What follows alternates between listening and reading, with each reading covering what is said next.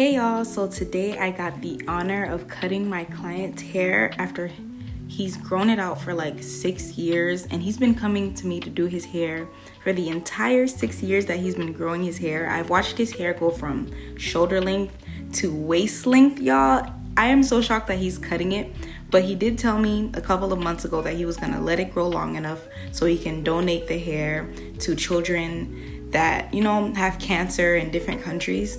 So I was very excited and honored to cut this long hair that he has.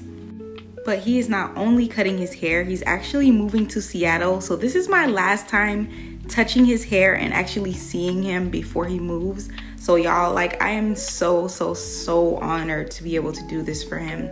And y'all, I just can't wait until he donates the hair and actually gets to a kid that needs it. This is such an inspiration for anyone else out there who's been growing out their hair and they're thinking about donating it. Y'all definitely do it, y'all. This is so inspiring. This was such an epic moment.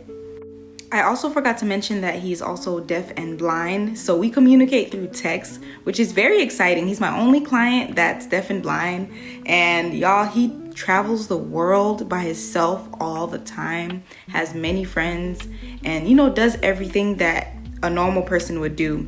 And that is just so inspiring. He's not letting anything stop him from doing nothing in this world. Look at that braid, y'all. Look at that braid.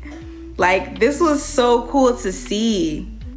And the length that his hair is in this video now after it's cut is the length that I met him with. And I was doing these small braids for him all the time, every couple of months. And it's so crazy how now we're here cutting his hair. I would have never thought that he would have cut his hair. It looks so good.